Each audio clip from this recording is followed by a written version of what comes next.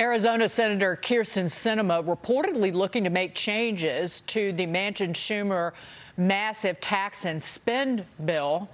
She's worried that the corporate tax piece of the bill could trickle down to workers. And when it comes to climate change and spending there, she wants more of it. More pork, more spending. Meantime, a new nonpartisan analysis from the Tax Foundation finds that the Manchin-Schumer deal could actually eliminate about 30,000 U.S. jobs. Joining me now, Kansas Senator Roger Marshall. He's a member of the Senate Energy, Small Business, and Agriculture Committees. Senator, it's such a pleasure for you to be here. In terms of that Tax Foundation analysis, 30,000 full-time equivalent jobs lost. It would reduce after-tax incomes for taxpayers across every income quintile in the long run, and it would also reduce long-term economic growth, worsening inflation by constraining the productive capacity of the economy.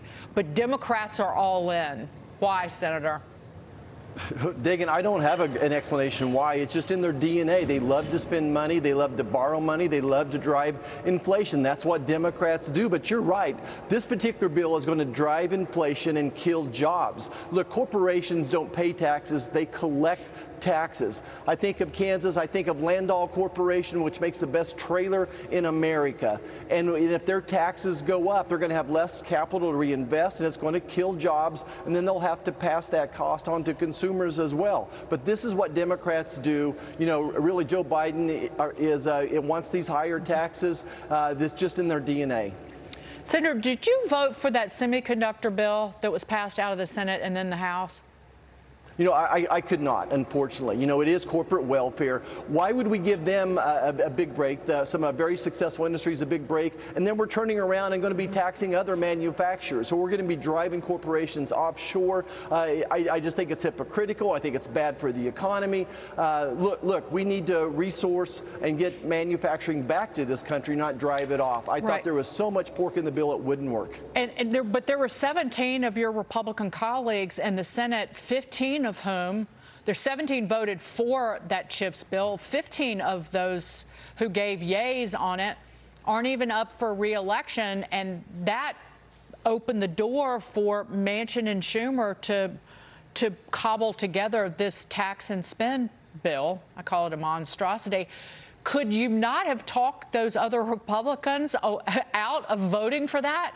Again, they voted to spend hundreds of billions of dollars more money, and so now it's hard. It would certainly be hard for those 17 Republican senators to say, "Oh, but we don't want this, but we wanted the hundreds of billions in other spending for chip companies that don't need it."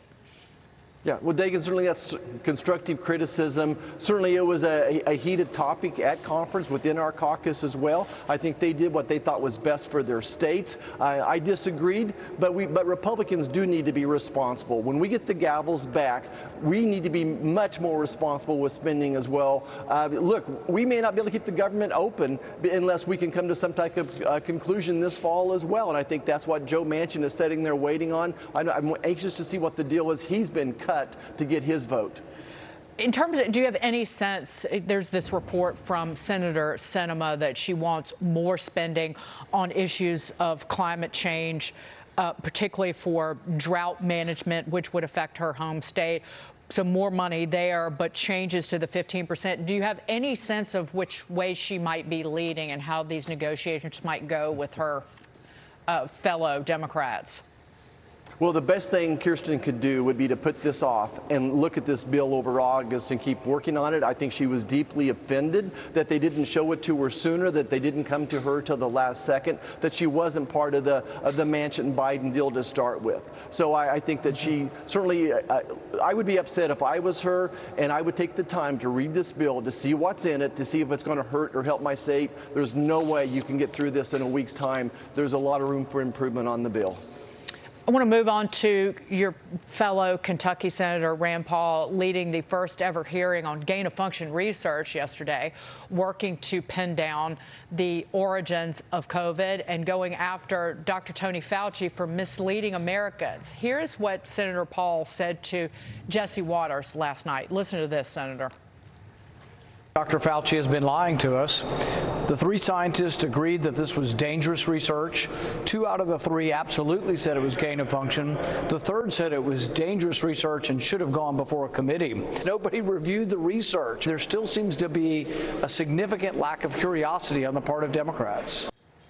Senator Marshall, you took part in the hearing yesterday after sending a letter to the FBI earlier this week requesting information on their review of the COVID origins. Tell me more about that.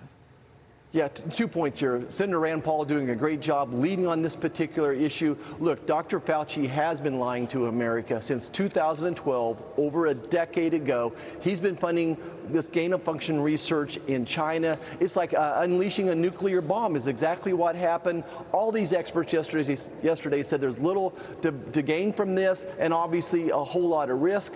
Our letter to the FBI. Look, the FBI is the one intelligence agency, so to speak, that said this most likely came from a lab. We've not got to see that report yet, so we need to see that report. The FBI has the scientists, can actually understand what gain of function even is and why this is indeed a weapon of mass destruction. That this DNA in this particular virus is just it's a perfect virus. It's a monster virus. It came out perfectly infecting Americans, deadly as well. In so many ways, this had to come from a laboratory. The FBI scientists understand that, so we want to see their report. We're calling on them to lead the charge to investigate the origins of COVID and the national security implications, which Senator Paul did a great job yesterday bringing forward. More than 1 million Americans have been killed by that virus, millions more overseas, and those families, those survivors, we all deserve answers. Senator Roger Marshall, Kansas, I know the difference between Kansas and Kentucky. I love both of those states. So I've traveled across Kansas on my own many times. So it's gorgeous, as are the people, even more so. So Senator Roger Marshall, thank you so much.